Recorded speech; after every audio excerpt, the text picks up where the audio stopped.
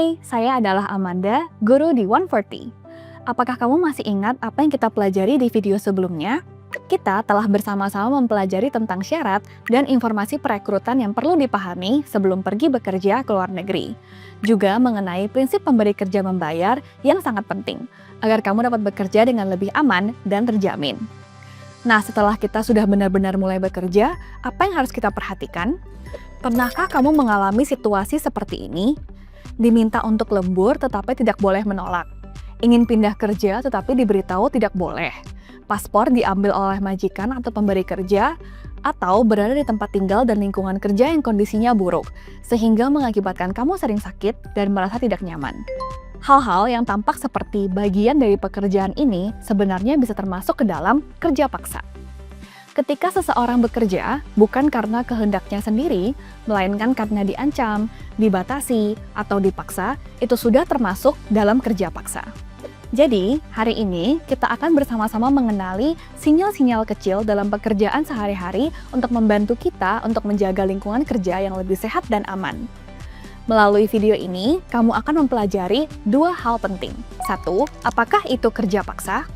2. Bagaimana cara membedakan situasi yang mungkin merupakan tanda-tanda kerja paksa? Apa itu kerja paksa? Menurut definisi Organisasi Buruh Internasional, ketika seseorang dipaksa dan tidak secara sukarela melakukan suatu pekerjaan atau jasa karena ancaman hukuman atau kehilangan pekerjaan, maka situasi tersebut dapat dianggap sebagai kerja paksa. Dalam definisi ini, terdapat dua unsur utama: ancaman hukuman dan tidak dilakukan secara sukarela. Ancaman hukuman tidak selalu dalam bentuk kekerasan, melainkan bisa juga berupa penundaan gaji, diharuskan untuk membayar baru bisa berhenti dari pekerjaan, ataupun penahanan dokumen yang kemudian diancam akan dilaporkan sebagai pekerjaan ilegal, dan lain sebagainya. Sementara tidak dilakukan secara sukarela, berarti pekerja tidak memiliki hak untuk bebas memilih. Jadi, kerja paksa bukan hanya soal paksaan secara fisik. Terkadang juga bisa berupa gaji, hutang, dokumen, atau aturan yang membuat seseorang merasa tidak bisa menolak ataupun tidak bisa pergi. Selanjutnya, mari kita bersama-sama melihat tanda-tanda umum apa saja yang mungkin menunjukkan adanya risiko kerja paksa. Melanjutkan definisi yang baru saja kita bahas, Organisasi Buruh Internasional juga mengajukan 11 jenis indikator untuk membantu kita mengamati apakah terdapat tanda-tanda kerja paksa dalam suatu pekerjaan. Indikator-indikator kerja paksa dapat mencakup hal-hal berikut. Pertama, penyalahgunaan kerentanan. Memanfaatkan situasi sulit pekerja seperti tekanan ekonomi, kendala bahasa, ketidaktahuan terhadap sistem, sehingga membuat pekerja menerima perlakuan yang tidak adil. Contohnya, dalam kondisi di mana kamu tidak mengerti konten dari kontrak, kamu masih diharuskan untuk menandatanganinya. Kedua, penipuan. Misalnya, yang tadinya dijanjikan akan bekerja sebagai operator mesin, tetapi justru diberi tugas kerja berat. Atau risiko kerja yang sengaja disembunyikan, seperti paparan bahan kimia dalam jangka waktu yang panjang. 3. Pembatasan pergerakan. Tidak diizinkan untuk keluar, diawasi secara ketat, atau harus mendapatkan banyak izin hanya untuk keluar. Dan ketika melanggar, bisa berujung pada hukuman. 4. Isolasi. Pembatasan penggunaan telepon atau larangan berkomunikasi dengan dunia luar. 5. Kekerasan fisik dan seksual. Ancaman fisik atau psikologis terhadap pekerja maupun keluarganya. Keenam, intimidasi dan ancaman. Misalnya, diancam akan dilaporkan ke imigrasi, dipotong gajinya, ataupun dimasukkan ke daftar hitam agar tidak dapat bekerja lagi. 7. Penahanan dokumen. Mengambil paspor atau buku tabungan dengan alasan keamanan dan tidak mengizinkan pekerja untuk mengaksesnya. 8. Penahanan atau pemotongan gaji. Menunda pembayaran tanpa alasan, memotong gaji secara tidak adil, atau menolak membayar gaji terakhir saat pekerja mengundurkan diri. 9. Jeratan utang. Tidak bisa mengundurkan diri dengan bebas karena harus melunasi biaya perekrutan yang sangat tinggi. 10. Kondisi kerja dan tempat tinggal yang buruk. Contohnya ketika asrama terlalu padat, kebersihan yang buruk, atau dipaksa untuk bekerja di lingkungan dengan suhu ekstrim atau berbahaya tanpa alat pelindung. 11. Lembur berlebihan. Bekerja jauh melampaui batas hukum tanpa waktu istirahat yang memadai. Perlu diingat bahwa munculnya kondisi-kondisi tadi belum tentu langsung berarti kerja paksa. Misalnya jika seseorang bertanya kepada kamu, "Aku harus lembur di akhir pekan, apakah ini termasuk kerja paksa?" Nah, menurut kamu, iya atau tidak? Jawabannya adalah belum tentu. Jika lemburnya masih dalam batas yang diatur oleh hukum, di mana kamu menerima upah lembur dan kamu sendiri juga menyetujuinya, maka ini tidak termasuk dalam kerja paksa. Namun, apabila majikan atau pemberi kerja berkata, "Kalau kamu tidak lembur, maka kamu akan dipecat." Atau ketika kamu diminta untuk lembur tanpa bayaran, maka ini sudah berpotensi termasuk ke kerja paksa. Dengan kata lain, jika kamu merasa diancam atau akan dihukum, atau melakukan sesuatu bukan atas kemauanmu sendiri, tanda-tanda ini merupakan peringatan yang patut kamu waspadai. Selanjutnya, kita akan menggunakan dua cerita untuk memahami bagaimana situasi-situasi seperti ini bisa muncul dalam kehidupan sehari-hari. Agus, akhir pekan ini apakah kamu libur? Mau pergi jalan-jalan bersama? Aku kurang yakin boleh atau tidak nih. Kita kalau pergi keluar harus daftar dulu, tunggu persetujuan dari perusahaan. Selain itu asrama juga dikunci jam 10 malam. Jadi kita tidak boleh menginap di luar. Oh begitu. Biasanya apakah kamu ada waktu untuk jalan-jalan? Sangat jarang nih, sering tiba-tiba dipanggil untuk lembur. Akhir-akhir ini juga sering dipindah ke area bahan kimia untuk membantu, tapi pun tidak disediakan sarung tangan, kacamata pelindung, ataupun alat pelindung lainnya. Setiap selesai kerja, kulitku selalu gatal-gatal.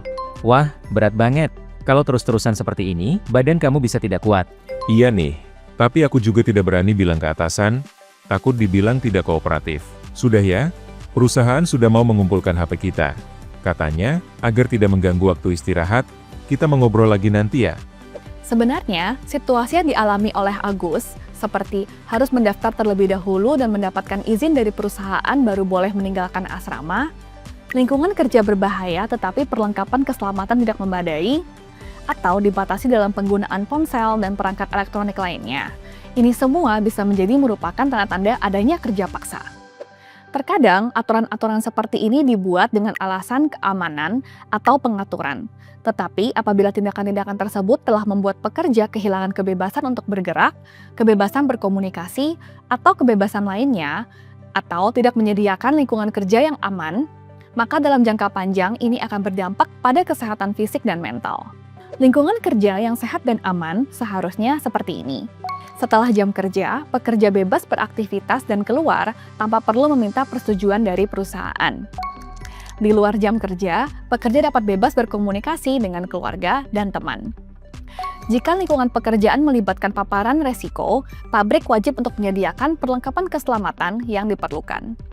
Selain itu, aturan mengenai tinggal di asrama, lembur, atau jam malam, ini semua sebaiknya dibuat berdasarkan komunikasi yang jelas dan atas kesepakatan dua belah pihak, sehingga semua pihak dapat memahami alasannya dan merasa nyaman menjalaninya. Hubungan yang dibangun atas dasar saling percaya dan saling menghormati inilah yang membantu menciptakan lingkungan kerja yang lebih aman bagi semua orang. Selanjutnya, mari kita lihat cerita lainnya. Adi, kamu kelihatan capek banget. Minggu ini kamu lembur lagi, ya? Iya, tidak ada pilihan, nih. Bulan lalu aku melakukan kesalahan dalam pekerjaan dan bos memotong gajiku. Biaya perekrutan di Indonesia juga masih belum lunas, jadi aku harus lembur supaya bisa dapat uang lebih. Terus, gaji kamu kemarin diterima tepat waktu? Nggak, gaji bulan lalu telat seminggu. Selain itu, perusahaan bilang mereka takut kita boros, jadi setiap bulan masih dipotong lagi 3.000 NTD untuk uang tabungan. Setelah semua potongan, gaji yang tersisa juga tidak banyak. Wah, kalau gitu kamu sudah nabung berapa banyak sekarang?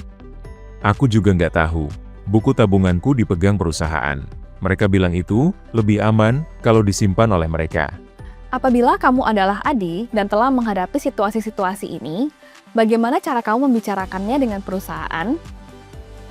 Utang yang belum lunas, gaji yang dipotong untuk tabungan, atau perusahaan membantu untuk menyimpan buku tabungan, ini semua mungkin terlihat sebagai peraturan biasa. Tetapi ketika pekerja tidak dapat mengatur pendapatannya sendiri, atau khawatir tidak bisa mengambil cuti atau berhenti kerja karena memiliki utang, ini berarti bahwa pekerjaan tersebut sudah membuat orang kehilangan kebebasan untuk memilih. Oleh karena itu, sebuah lingkungan kerja yang baik seharusnya dapat memungkinkan pekerja untuk bebas memutuskan apakah ingin lembur, ingin melanjutkan pekerjaan, dan bukan karena khawatir tentang hutang sehingga membuat mereka tidak berani beristirahat. Menerima gaji tepat waktu. Dan selain potongan yang diwajibkan secara hukum, contoh asuransi kerja atau pajak, tidak dikenakan potongan tambahan lainnya. Dapat menyimpan sendiri buku tabungan, kartu debit atau stempel, serta dokumen pribadi lainnya. Nah, ketika kamu merasa ada sesuatu yang tidak beres dalam pekerjaan, apa yang bisa kamu lakukan? Di sini ada 3 langkah yang bisa kamu pertimbangkan. Langkah pertama, mencatat waktu kejadian dan mengumpulkan bukti. Jika kamu merasa bahwa akhir-akhir ini semakin sering lembur, kamu bisa mencatat jam masuk dan pulang setiap hari, atau mengambil gambar catatan absensimu dan slip gaji, untuk membantu kamu mengetahui jam kerja yang sebenarnya. Jika kamu menemukan potongan gaji yang tidak wajar, misalnya dipotong karena kesalahan dalam pekerjaan, kamu juga harus menyimpan slip gaji tersebut. Dengan begitu, saat berkomunikasi dengan atasan di kemudian hari, komunikasinya bisa lebih jelas dan ada buktinya. Langkah kedua, berdiskusi dengan atasan pada waktu yang tepat. Bawalah data yang sudah kamu catat, lalu jelaskan situasi kamu kepada atasan. Tanyakan penyebabnya, dan sampaikan juga cara perbaikan yang mungkin bisa diterapkan agar masalah tersebut dapat lebih mungkin diselesaikan. Langkah ketiga, jika masalahnya tetap berlanjut, carilah bantuan dari luar. Kamu bisa meminta dukungan dari rekan kerja, teman, agen perekrutan, perwakilan serikat pekerja, atau menghubungi Dinas Ketenagakerjaan pemerintah setempat. Ketika kita berani menyampaikan apa yang terjadi, selalu ada peluang untuk membuat situasinya menjadi lebih baik. Setiap pekerja yang bekerja keras berhak untuk hidup dalam lingkungan yang aman dan dihargai. Ingatlah 3 hal yang harus diperhatikan. Sukarela, memiliki pilihan, dan tidak mendapatkan ancaman. Selama pekerjaan dilakukan secara sukarela, terdapat ruang untuk memilih, serta tidak mendapatkan tekanan berupa ancaman atau hukuman, maka itu adalah kondisi kerja yang relatif sehat. Sekarang, luangkan waktu 1 menit untuk berpikir sejenak.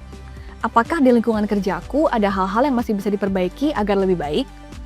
Bagaimana cara menyampaikan dan mendiskusikannya? Semoga video kali ini dapat membantu kamu untuk lebih memahami hak-hak kamu, sehingga kamu dapat bekerja dengan lebih tenang, juga lebih stabil dan berkelanjutan. Di video berikutnya, kita akan melanjutkan pembahasan mengenai kondisi kerja yang dijamin oleh hukum.